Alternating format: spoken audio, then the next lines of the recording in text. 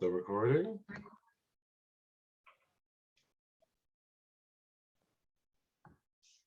So hello everybody, and welcome to Coho BC's Zoom event, forming co-housing communities and financing co-ownership, with our special guest, Lysa Dixon.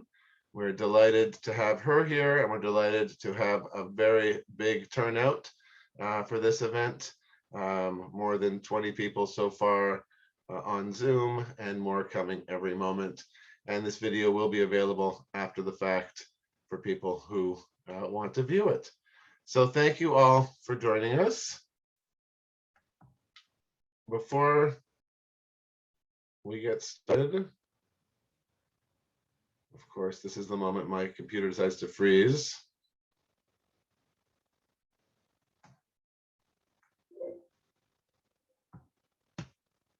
There we go. We, of course, want to acknowledge that the land that we work on, that we live on, that we love so much, is the ancestral and unceded territories of many different peoples who continue to live on this land.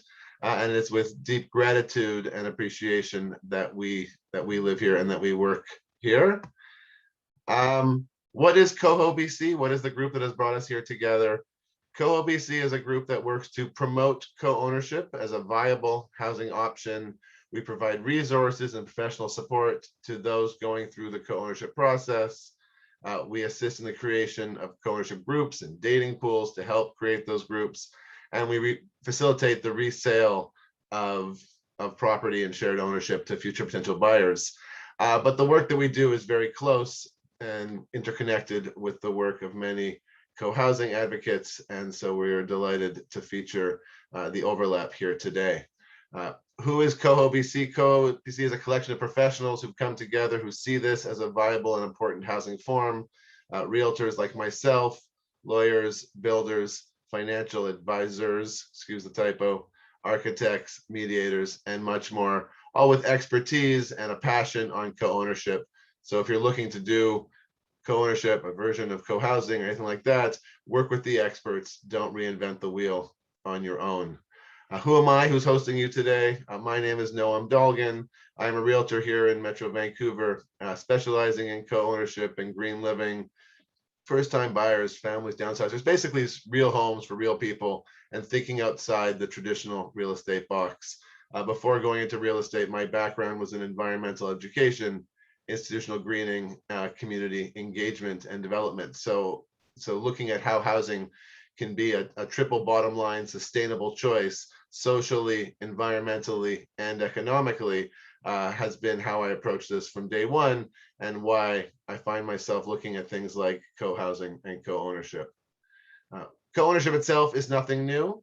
Before 1966, there was no Strata Act in BC, and if you wanted to own a building or a large piece of land, you had to own shares in the building. In the 60s and 70s, we had ownership co-ops as a form of community and collective ownership.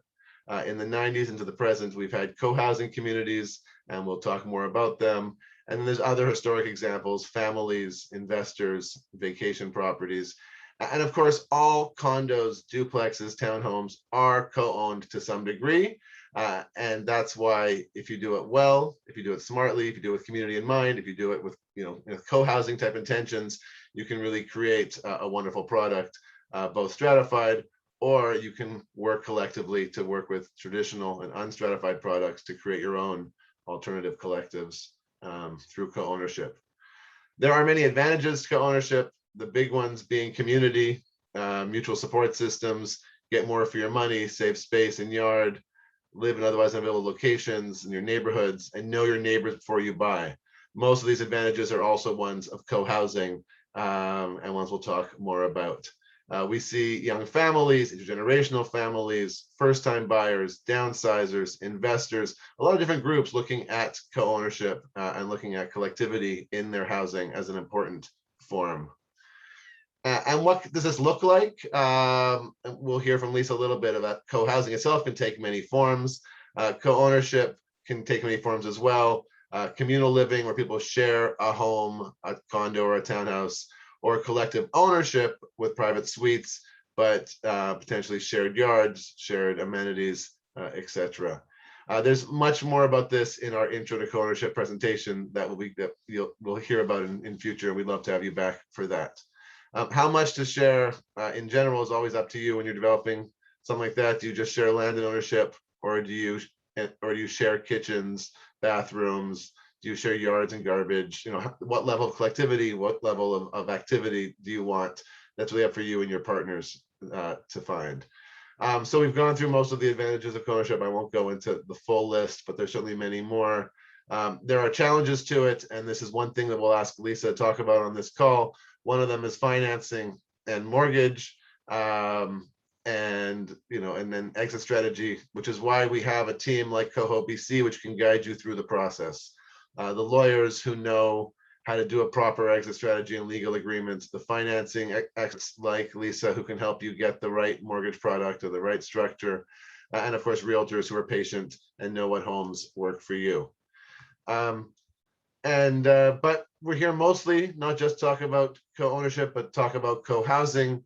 And this is a basic introduction to it, but I will, at this point, hand the floor over to Lysa, our guest, and let her give us much more about what makes co-housing and what we need to do to create it, either through existing products on the market, stuff that I specialize in, or through the development process to build the right type of housing and the right type of community for you.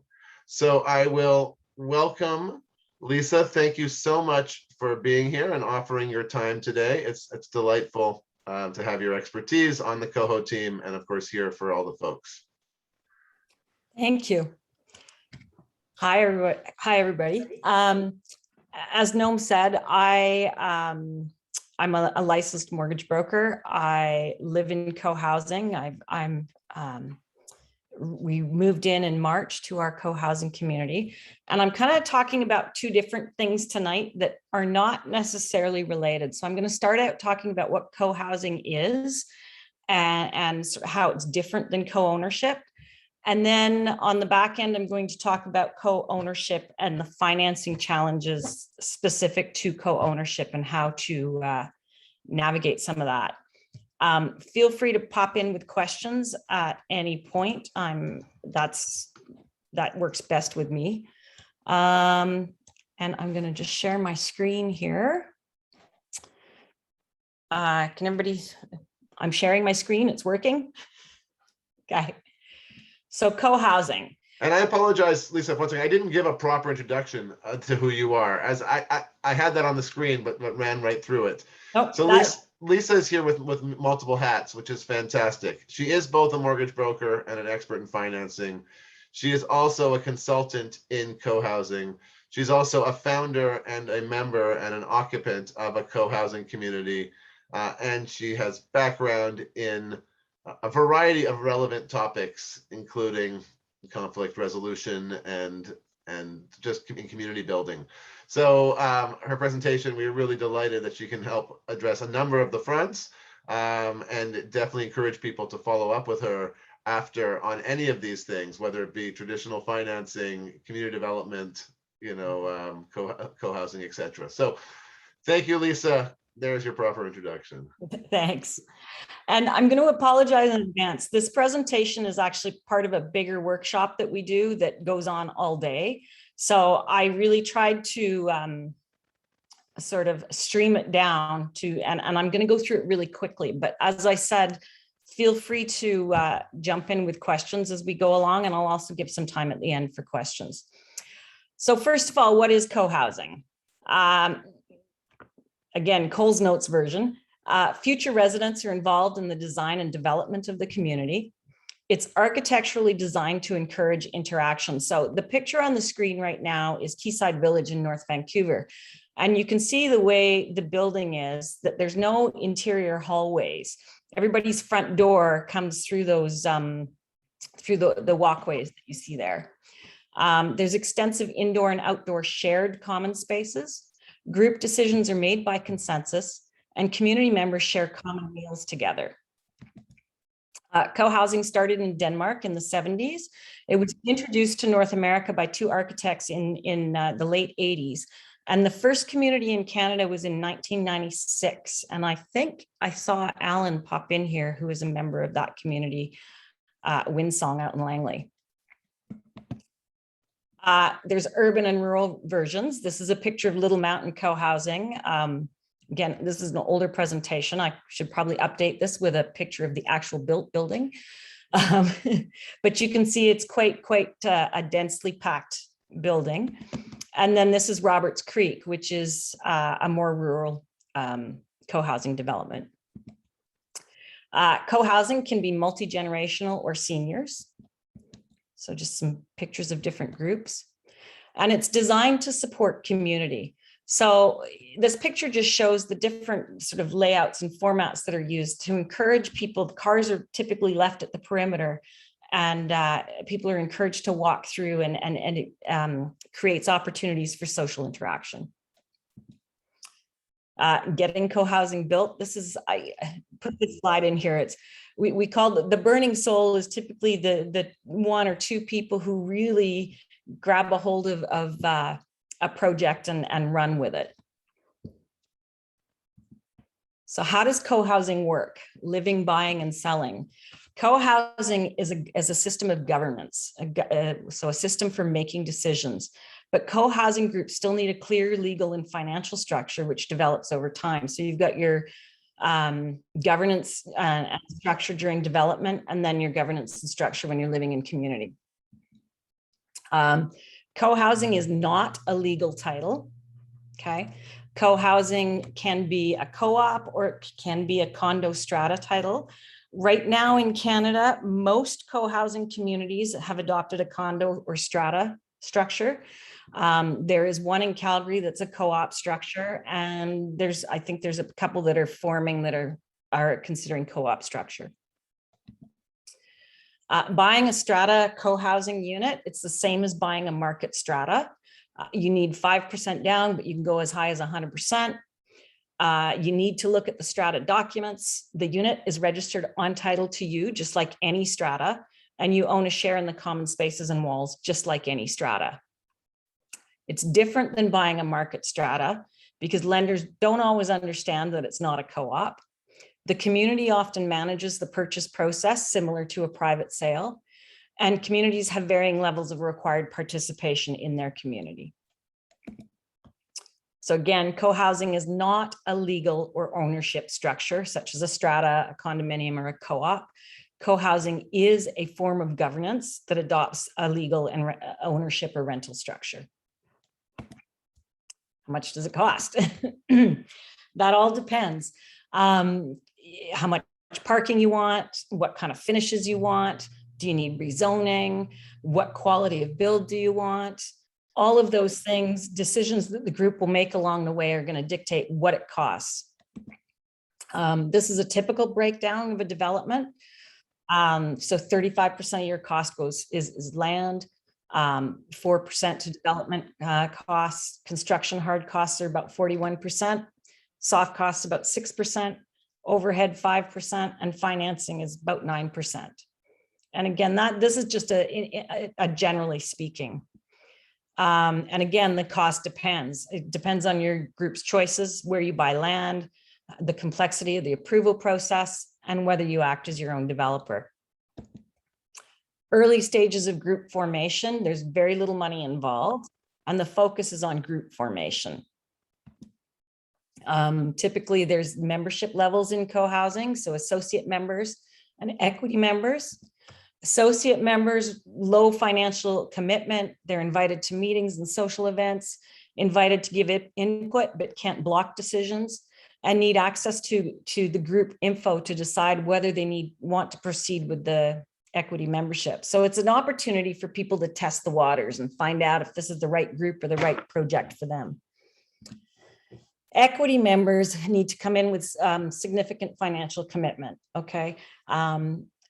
Especially when the group is acting as their own developer, there's got to be some money put up front. So the banks that will be willing to finance you. Equity members also need to have vision, persistence, and a high risk tolerance. This is needed by equity members at all stages. and especially necessary in the early stages. The early stages, there's a lot more unknowns. So it does take a little bit of guts. Where does the money go? There's typically a community account that groups charge fees to everybody, monthly member dues or associate member fees, and those pay for things like room rentals, babysitting, food, workshops, consultants. Those are all costs that you're going to incur in the early stages. You will also need a development account, and that comes from equity member loans. So members who have chosen to participate in this process and join the co-housing community, they'll loan money to the project, which eventually becomes part of their down payment. Okay, and this covers your development expenses, consultants, land purchase, and eventually the whole project. So this is just a graphic that kind of shows what I just said in a picture. As a community, you're going to need financing at different stages. So initially, you probably would require a commercial mortgage. This is owed by the group, and it's to pay for the land. Once you've got your development permits and whatnot in place, you're going to need a construction loan. Again, this is owed by the group, and the purpose is to build your building. And then once your building is done, individual households will get financing or mortgages if they need them in order to purchase their homes. So parallel paths, there's a couple things going on at the same time. You want to know if your group has the financial capacity to move forward in a project. And this is really key, because you can get people in groups that really fall in love with the idea, but they just are not financially in a situation to go forward with the project. And you want to figure this out pretty early on. Okay. Where does the group want to live? How much does that area cost? What's the approval process for that area? Sorry, again, this is a very streamlined version of a much better workshop. So if I'm skipping things or going too fast, please jump in. So to get moving with co-housing, step one, learn as much as you can, attend events and conferences, read the books. The Canadian Co-housing Network is a fantastic resource. A Co-housing Association of the US, or tour existing communities. I know right now communities aren't doing tours, but in non-COVID times, most communities open their doors quite regularly for people to tour. Okay. Take action and build a core group, host an event, recruit widely, move at the right pace, take the opportunity to connect. The early days, it can feel challenging to get people interested, but it's like the rock rolling downhill that you do build up steam and momentum as you go along. Give your group structure. You want to define, what your group is, what your membership structure is, vision and values for your group. You want to work on consensus decision-making and make sure you're really understanding the consensus decision-making process, and do a preliminary financial feasibility. Does this even make financial sense? That is my Coles Notes version of co-housing. So that was really quick. Before I jump into co-ownership financing, let's stop and I'm happy to answer questions. Thank you, Lysa. That's a great, simple introduction to basically what it would take to create a community, to develop a co-housing community from scratch. Now, that of course seems a little bit scary for many people. So can you talk a little bit about how you would buy into an existing co-housing community, and where and what exists in BC that you can speak of offhand, and B, and this of course is where the co-ownership situation comes in. Can you talk about, you referenced this earlier, how you can apply the values of co-housing to existing housing product that you could buy into, maybe in smaller groups, or I said, co-ownerships, or as a co-op, etc. So I'm gonna get you on those, and then I see we have one hand up. So thank you, Robert, and others can either raise your hand or put your question into the chat, and we'll pass it along after. So Lysa, thank you. Sure. So, okay, your first question was about how to buy into existing co-housing. So there's a couple of things. Typically, co-housing units don't end up on the open market. That's not always true. But they don't often end up on MLS because a lot of communities choose to handle their sales internally. A great resource for existing resales would be the Canadian Co-housing Network. I think whether it's listed on MLS or not, I think most units that come up for sale end up on being listed on there. So that's a great resource. The other thing, a lot of communities have a website and an info email address that you can email and ask to be put on a list to be informed of any units coming up for sale. And then the process when you're buying into a co-housing complex, it's no different than in buying any other strata titled property. So you're gonna assuming it's strata titled. Assuming it's strata titled, right? And I'm speaking that way. Everything in BC right now is strata titled.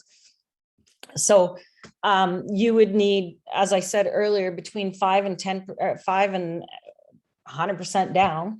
And you would have to get approved for a mortgage. You would want to do your own due diligence and reviewing the strata documents and understanding the structure of that community. And then every community has a different way of handling resales. Some communities will invite potential purchasers to do a tour before actually seeing the unit. And that can be really helpful to understand some of the nuances and differences in co-housing. And I should say, what I skipped over in my whole presentation about co-housing was the community aspects of it. I was really focusing on the money side of it because that's why I'm here. But it's really important when buying into a co-housing community. First and foremost, you want to have some kind of introduction to that community to know if that's going to be a good fit for you and to understand sort of how that community operates. Some communities will invite you to one of their common meals. Common meals are kind of, they get called the secret sauce of co-housing. So for example, in my community, we do common meals 3 times a week. And that's an opportunity. It's for all the community to come together, share a meal, share some laughs. You know, I have to say, I think it's my favorite part about living in co-housing. And so a lot of communities, when they have a unit for sale, will make an opportunity for potential purchasers to come to a common meal and meet the people who you'll eventually be living side by side with.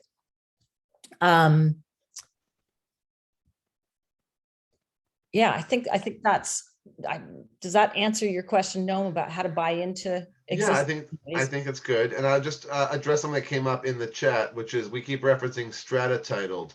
So this is the legal question you came up with earlier. And one of the reasons why I think coho exists is because there are different ways to own a property. If most condos, most apartments, you know, where you own your own unit are what's called strata titled, where you have title to your unit, you can get financing independently, you can sell your unit independently. Some buildings are co-owned or cooperatively co-owned, being the building is owned as a whole and the various members of the building either own shares in the company or you have multiple names on title. And so one of the things Coho specializes in is looking at existing housing that's not strata titled that is built for community and multiple people, because that creates an affordability hack. But as Lysa was saying, most intentional co-housing communities in BC have been strata titled, where you can get your own independent financing. But that also, Lysa, begs the next question in the chat, which is, can you explain then the difference between those and many of the co-op buildings and communities that formed through the 60s and 70s and continue to exist across the province?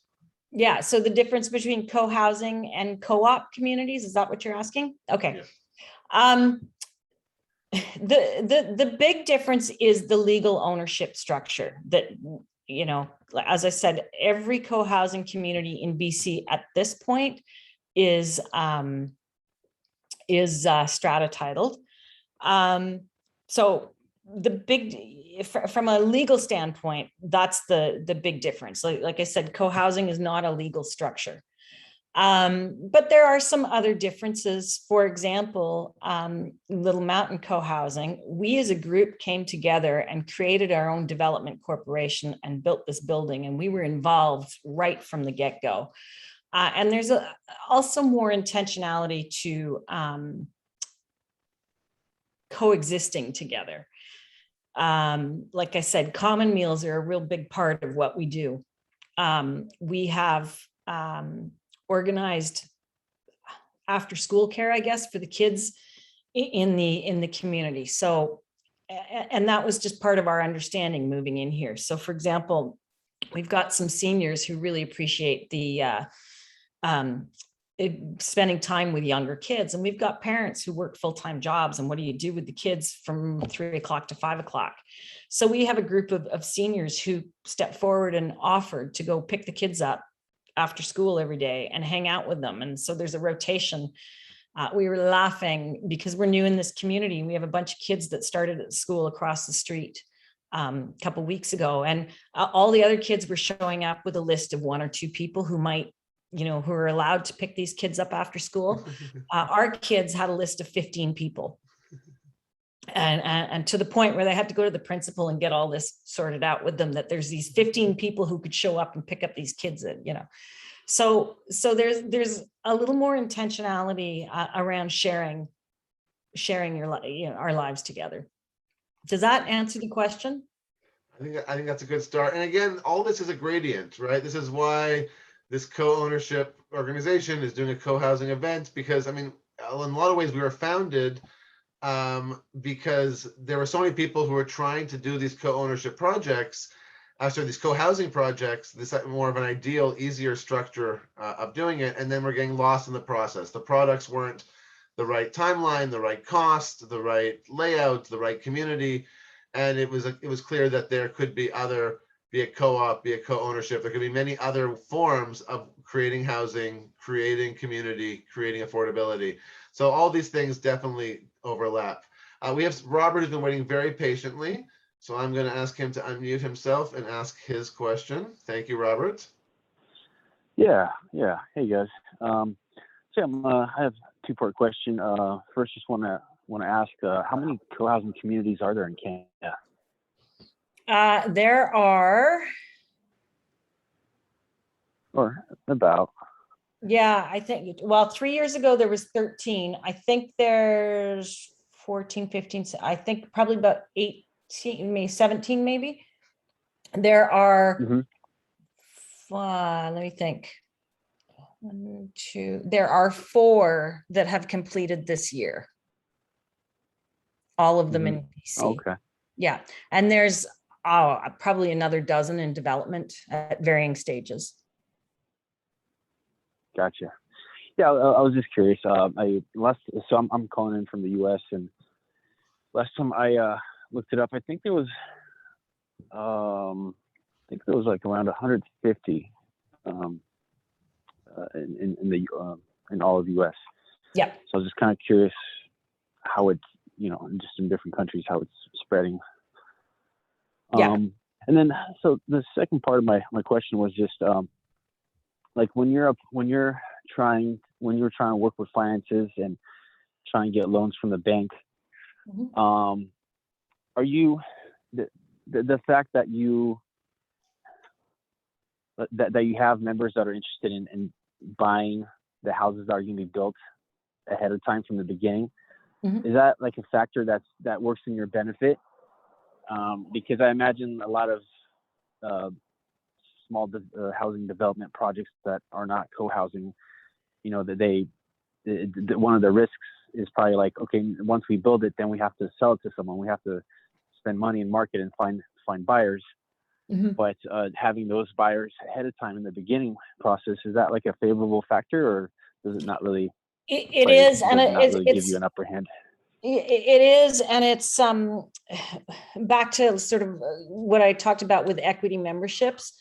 That's the key piece, is what's the financial capacity of the group. And if the group can come forward with a good amount of cash and say to the bank, you know, hey, we've got 50% of the land cost in cash here. Mm-hmm. So that really helps. In fact, that's a key piece, is that you've got to have a good chunk of cash to start the Mm-hmm. project, to get the financing, at least in the world today. Yeah. Yeah. Oh, okay. Great. Thanks. Thank you. Thank you, Robert. And people saw that I was able to unmute Robert when he raised his hand. So if anyone wants any questions, please use that raise hand feature, or as we said, throw it in the chat. I'll go back to the second half of my question from earlier while we wait and see if anything else comes up, which is, how would you apply the values of co-housing to a non-strated project? Let's say you and, you know, there's an example of a property right now for sale in East Vancouver.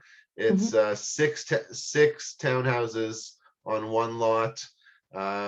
So what if you and 5 friends wanted to come together and buy that property? You said co-housing is not specifically an ownership structure, so you could own that in a variety of ownership models. How would you apply the values of co-ownership, sorry, co-housing to a purchase of an existing property?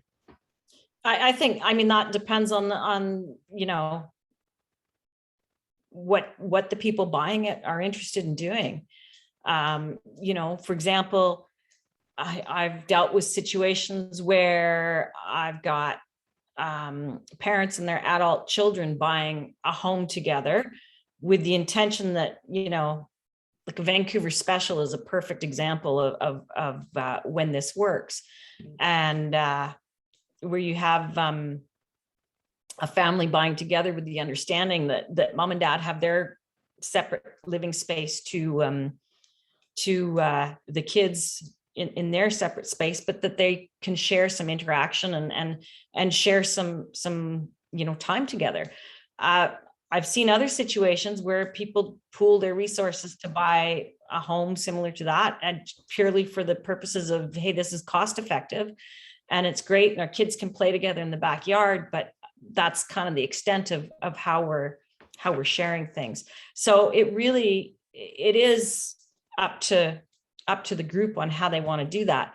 I will say, and this is one of the challenges in co-ownership structures, is that you do have to have a certain amount of trust in each other, and there has to be a lot of pre-work that's done, because ultimately the only way to get a mortgage on something like that is for everybody to go on title and on the mortgage together.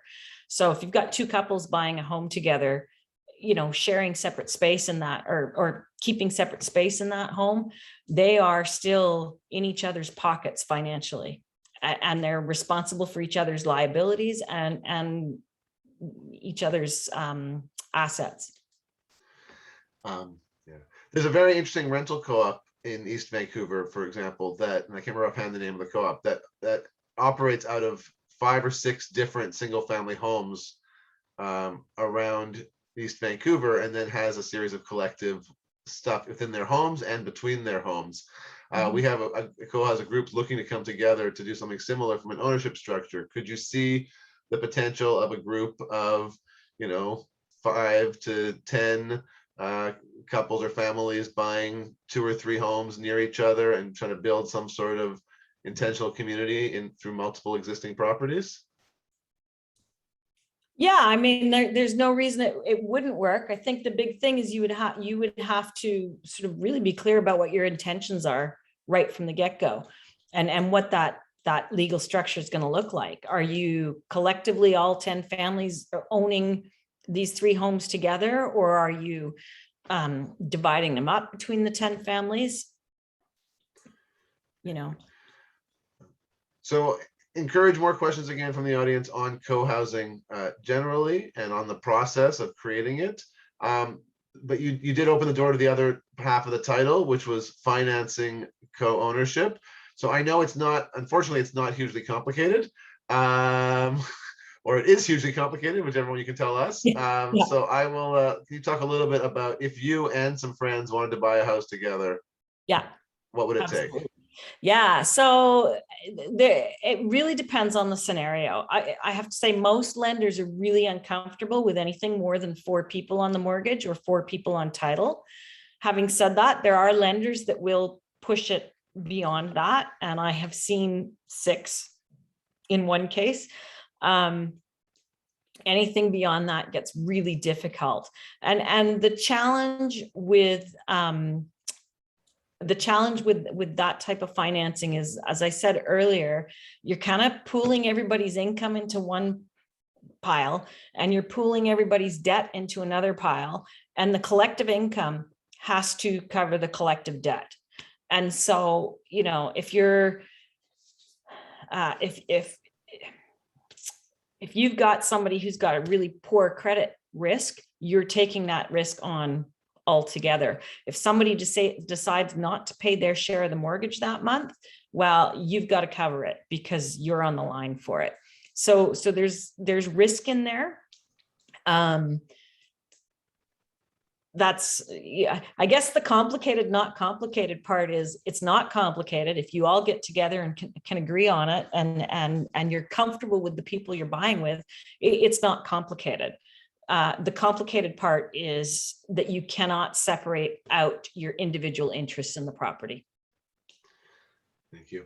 Now, in general, for quick, let's say you have some friends you're thinking of buying with, is it as simple as saying my mortgage broker qualified me for 200,000 and your mortgage broker qualified you for 500,000, so we can qualify for 700,000 together? Absolutely not. Again, it's the collective, and so I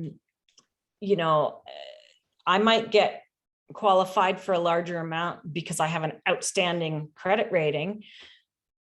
My friend might get qualified for a smaller amount because their credit rating isn't so great. And you put the 2 of us together, you've got somebody on the file who doesn't have a great credit rating. All of a sudden, the amount we qualify for drops. Can it go the other way too? Can there be synergy where you are able miraculously to qualify for more together than you would each individually? Probably not. No. I mean, the advantage there is that you've got your collective, borrowing. So if everybody's got the same income and everybody's got the same credit score and the same liabilities, and this person qualifies for 500,000 and that person qualifies for 400,000, then yeah, you're going to come together. If you've got the right credit, you're going to come together and get 900,000. You're not going to get $1 million. So assuming good credit, I mean, I like to talk about where you can get synergy here is, let's say you have a retiree with a bunch of down payment who doesn't qualify for a mortgage, but has good credit, and a professional, be it their own child or somebody else with a really high income, but no down payment. Neither of them would qualify for a mortgage individually, but together they can pull it off. Absolutely. Absolutely. And that's where the synergy comes in, is sharing the resources. Or, you could have, somebody with a lower income job that maybe doesn't have the opportunity. I mean, you can divide up your overall interest in the property too. So,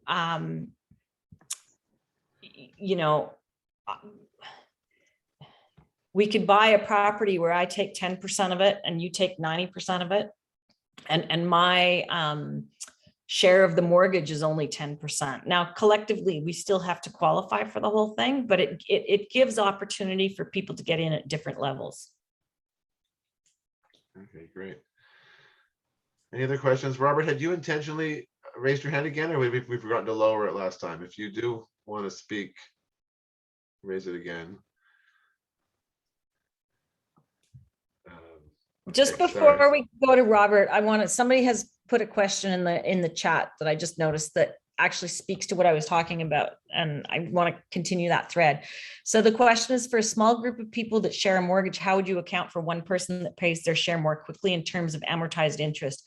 The bottom line is you can't. You're all going to be paying it. It's one mortgage. There's no division of the mortgage. You're all on the same mortgage with the same liability. So if somebody wants to pay it faster, they're paying it faster for everybody.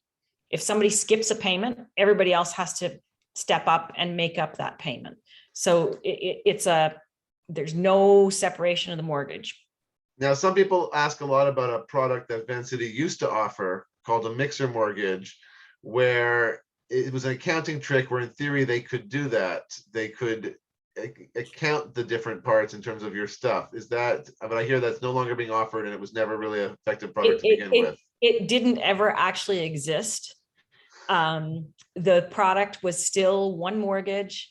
The big thing with Van City was that they would allow 6 or 7 or 8 people to be on, but you're still collectively responsible for the entire mortgage. So even though my share might be 50%, if it's $300,000, my liability is not 150,000. My liability is 300,000. Yeah. All right, we've got now a lineup of questions coming. Fantastic. So we'll start with Robert, and then I see Kevin, Ross, and Alan, and others. Feel free to raise your hand. Hello. So I was talking to someone about co-housing, and they asked me what kind of co-housing do I envision? What do I want to develop? And I think I said something like whatever's the path of least resistance. So not focusing on like the community building part, but just like the technical side. They proceeded to suggest that maybe finding something that's already built instead of trying to build out from scratch houses and other structures. And they suggested, they presented an example of a group that bought an apartment building and basically converted it to a co-housing type of living space. Just want to get your thoughts on that, and if you agree that that's, well, it seems that's it would just cost less overall to go that route. Yeah, I don't know. That's a big question. I don't know that it would cost less. And especially if you consider, if you want to stay true to co-housing, the physical design of the building is so very important. And so if you're looking at retrofitting something, if when you start taking that into account, that could be expensive and challenging. I know before I lived in co-housing, I lived in a great little townhouse complex in East Vancouver. And years ago, before I had lived there, there was a group looking at it for co-housing. And it actually had a lot of the physical characteristics of co-housing that encourage that social interaction. And that group couldn't figure out financially how to make it feasible. So, that didn't happen. So, I'm not saying it wouldn't be cheaper. I'm saying just if you factor in all the different parts of it, if you really want to be co-housing, that design of the building is so very important. And again, like I said, I kind of glossed over the community side of stuff because I'm talking specifically about financing tonight. But the financing means nothing if you don't have community. Yeah, and I can see how just like you're pointing out, the structure, the layout, how it creates that social space that everyone's going to live in and interact, and is a crucial point of co-housing. So yeah, good point. Thanks for pointing that out. Thank you, Robert. And I will just point out that's, but for your example is why Coho is here, right? To look at micro communities and how you can take advantage of existing housing stock to create community and create affordability and do it now. So it wouldn't be traditional co-housing and it wouldn't have, say, all the advantages of the larger community, but it can work on a micro scale as an option. And that's why we're out here doing the work that we do. Kevin, thank you for your patience. And I see you also put something up in the chat, but I'll let you do it verbally. Yeah, thanks very much. Just a comment, Lisa, on the possibility of retrofitting. By 2050, something like 60 to 70%, it depends on who you talk to, the buildings that are going to exist in 2050 are already standing. So the whole idea that somehow that the only way we can have co-housing is to, I know you're not saying this though, you know, but we've got to look at alternate methods. So I come from heritage restoration and retrofitting, and so there's, I would say there is solutions available. It's just that it is a challenge. But with the quantity of buildings that we're likely to retrofit within the next 10 years, I think there's going to be some pretty creative solutions come to the fore. But my question was more along the lines of sweat equity contributions. Have you run into that? Myself, for instance, I don't have a lot of money, but I'm a builder, a carpenter, a certified passive house designer, and a furniture maker. So I've got a lot of sweat equity to bring to the table. So have you found situations where people have managed to put in a heck of a lot of sweat equity and then been accepted as an equity contributor as a result? Short answer is no. You know, maybe it exists. I haven't seen it. I can't imagine in our current market and the way things are, how that would work. Ultimately, there's no profit built into co-housing. So we're not paying developer profit. Typically you're paying, because we're self-developed, you're paying cost, but the cost is what it is. And so sweat equity, you know, somebody has to make up that money somewhere. Having said that, I have heard stories after stories of communities where members helped each other out when costs went up, or somebody couldn't quite, you know,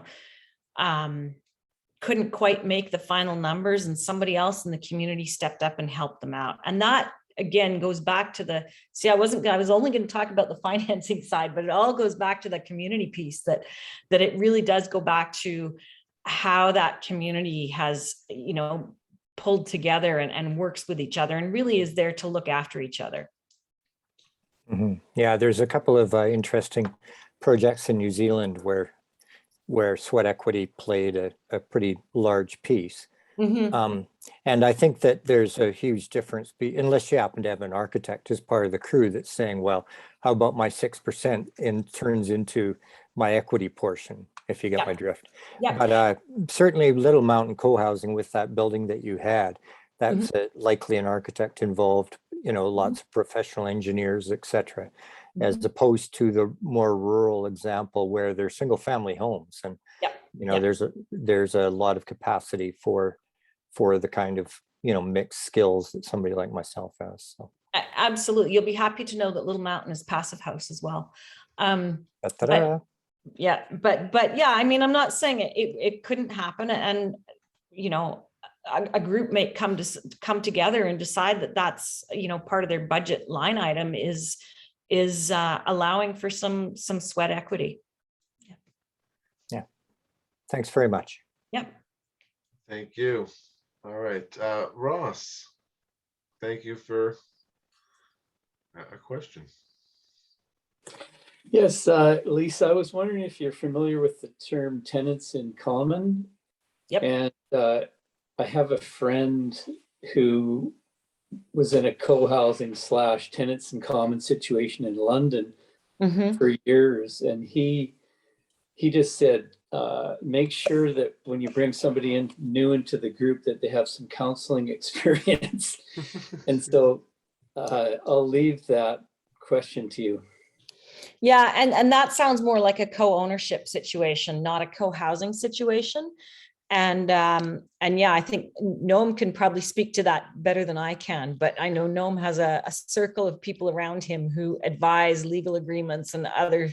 Noam, I'll let you answer that. That's basically it. Anytime you get into a co-ownership, which the tenants in common is the preferred method of co-ownership versus a joint tenant, which is what you would do with a husband and wife situation. Yeah, you just need to do your due diligence. You need to have a good, strong legal agreement. You need to know who your partners are. You need to know what their timelines are. You know what the exit strategy is. You need to understand everyone's financial liabilities. So that's exactly it. And people are doing it all over the place, and they're not always using the professionals. I get a lot of calls from people who say, oh, we don't have a legal agreement, etc. We just didn't bother. So yeah, I'm happy to talk to you more about that. And definitely you'll be on the Coho newsletter now. Please come to some of the future events and learn about that in much more detail. And just to piggyback on that, in co-ownership situations, when co-owners come to me looking for financing, the first question I ask them is, what kind of legal agreements have you got in place, and what have you done to prepare yourself for this situation? Because I'm about to put everybody on a mortgage, and I can't emphasize this enough, that you are now collectively responsible for that mortgage. So even though sort of in your mind, you're only responsible for a part of it, if your co-ownership partners bail on you or want to sell or whatever, you're stuck. Right. Not trying to sound super, I think it's a fantastic thing. I'm not, but you really do have to do the legwork ahead of time. And that's what said it make it different than, say, a strata situation. Exactly. Yes. Yeah. Okay. Thank you. So we have a few more questions, and I'm going to get to all of you guys, and Alan, in just in 1 minute. I just want to, so people are leaving us, I just want to do a few of the last kind of slides, and then we'll go back to ongoing questions. Let's just let people know that Coho itself has a whole series of events. Lisa's talk is just one great one. A number of our experts. October 5th, we have our What is Co-Ownership, where we go into much more details on what goes into a legal agreement, what goes into the process, and what goes into that if you were to do a tenants in common or co-ownership or a co-op type model versus a stratified model. We have our mediator, Lysa Barrett, coming to talk in October, and we have our, one of our lawyers, Richard Bell, talking about intergenerational and kind of family and estate planning considerations. There's a lot of resources on our website, cohobc.com, including our guide to co-ownership, which goes through a lot of the stuff in detail. And there's a lot of really interesting initiatives that are more than just two people co-buying a home, but are actually groups trying to do something on a co-op or micro co-housing type of community. We've been getting a lot of press recently about these 8 cottages in Horseshoe Bay that are currently under contract, trying to come together to create a micro community on these 8 cottages on 3 lots. We have groups forming in New Westminster and East Vancouver, looking to buy multiple homes and create various communities. So please do, you'll all be added to the Coho newsletter. If you don't want to be, you can unsubscribe, but please do stay in touch, follow what's going on. There's a lot of good initiatives. And definitely follow up with Lysa or myself for a personal consultation to hear more about or to talk more about what it is that you need for your situation and what could be applicable to you. So that'll be my official thank you all for coming, and please stay in touch, but there's still lots of questions ahead, so everyone should stay on board. Lysa and I can go all night. So Alan, you are up next. Yeah, thanks. A comment and a question, Lysa. Mm-hmm. I own a 20% of a co-living situation in the Groundswell co-housing community. And there we just got a mixer mortgage from CCEC Credit Union, where 2 of the people that needed the mortgage part have their own part of that mortgage, and they could pay it out as fast as they want. The challenge, however, is that it's at a premium rate. So my question is, when you usually get financing for these co-living arrangements, is usually the financing or mortgage rates at a premium, or do you usually get them at near market rates? Market rates. Yeah, market rates. Yeah, and I'm familiar with what you're talking about. Ultimately, at the end of the day, everybody on title of the property is liable for that mortgage. But because they're financing shares and not actual what we would call real estate, right? There's less people who are willing to charge on it, and they'll charge a premium on it. Whereas the beauty of a stratified product is that you can go for traditional financing through traditional means, or a co-ownership product with less than 4 names, or 4 or less names, you can usually go for a traditional financing model. Yeah, even up to 6 names, traditional financing. Yeah. Alan, I know you're involved in co-housing. Do you want to add a little bit to the presentation and talk a little about your experience and about your community? Oh, I probably have to unmute you again. Yeah, I've been living in Windsong co-housing for about a little over 25 years now, and I really enjoy it. I'm starting to look at putting together a co-living home at Windsong, so that we got 3 different interests owning a home to make it much more affordable for some senior or some single women and a single parent. Mhm. Wow, that's great. So that's been quite interesting, and I sure love the community. It's just a great way to live. And Alan, you're one of the founding members of Windsong, aren't you? Yeah, basically, Yeah. I came in sort of after the plan was set. Okay. I was So- trying to start my own group in South Surrey, but we had to get Windsong going first. Right. And Windsong is the community I referred to earlier was the first one in Canada. Yeah. Yeah. But Alan, it sounds like you and I need to have a conversation. Sounds good. I want in too. All right, thank you. Robert, you have good questions. Love to hear from you again. Yeah. Hey. I'm actually out on the walk, so just huffing and puffing while I'm listening in to the webinar. But yeah, so I have a question about raising funds. Mm-hmm. I noticed there's these crowdfunding sites, but instead of for like raising money for like business ideas and whatnot, these are for like residential or commercial development projects aimed at probably just investors. Mm-hmm. But I was wondering if that's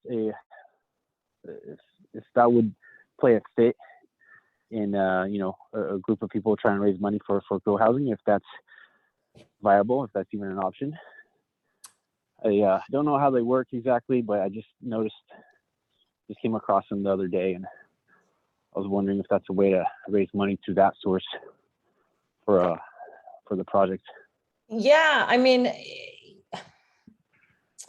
if you formed a development corporation, yeah, I'm familiar with some of the crowdfunding that you're talking about, but they actually, they've created a corporation, and it's not really crowdsourcing. It's you become a shareholder in that land acquisition or that development company. So, just sort of general crowdfunding where people don't get a stake in it. I've never seen it tried off the top of my head. I think just the current anti-money laundering laws in Canada, I think it might be really difficult. So I'm going to speak to this myself, because I've met with a number of these companies and looked at this model. And the answer is, in my opinion, the answer is theoretically it's possible. You create a development plan and an offering memorandum, and you sell off shares in the development structure, and people buy into it. The limitations, first off, become timing, right? This is a longer term thing. I mean, to raise $2 million through crowdsourcing or whatever it might be. So you would certainly need 6 months to a year, to kind of pull that together. And the other part of it comes down to exit strategy. Most of these investors are going to they're not looking to give you a 30-year mortgage or a 25-year mortgage for 25 years. They're going to want to plan in 3 to 5 years that they're going to be paid out. Yeah, or they want to know that there's some kind of return on it. So, I mean, in theory, I've kind of played around with the idea of could you create a rental corporation that would buy it? And that would certainly work. You get shareholders in a rental corporation, and that could certainly work for a co-living kind of situation. Would it work Mhm. for co-housing? It's hard to say, because then all of a sudden you have people not invested in the community who are actually controlling Yeah. the situation. So Yeah, I was thinking that too. It's just I think it comes down to, like, you know, the interest of the co-housing community versus the investors are just going to clash, and it's just somehow or other it's just not a good fit. Even though it But- could probably technically work, it's just things will come up that just yeah. But there is an example in East Vancouver, for example, of someone who did that privately, right? They bought a house and they only had, half the money or whatever it was. And so they went to all their friends and family and said, everyone else buy in and I'll give you a stake in the house and we'll rent it out to a bunch of artists and you'll feel like you've got this great investment and a good social justice thing. So these things can be done. It's just complicated. Well, and it's not to say that you couldn't build some kind of community doing that. I'm not sure that it would quite, it might mimic some of co-housing. I think it would be difficult, because at the core of co-housing is it's the residents and it's the future residents that are sort of in control of the whole project. Mm-hmm. Yeah, makes sense. Okay. Great. Thanks for the feedback there. Yeah. Okay. That was our list of hands up. Does anyone else have a question or a comment?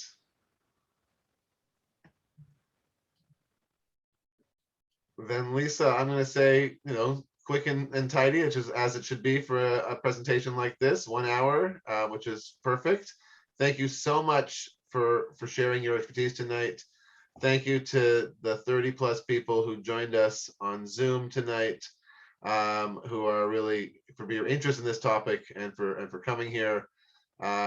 Hopefully we can help connect you to, I said, some of the micro communities that are going on, and definitely connect to Lysa and Hyben House and the Canadian Co-housing Federation and those resources to find out what's happening on the co-housing front across BC, Canada, and clearly the world. Thank you for joining us from all over the place. So unless there's any final questions, we will bid adieu. And this video will be available online, so share it with your friends who missed it. And we hope to see you again at our next event on October 5th, or one of our future events with our mediator, our lawyers, or many other things to come.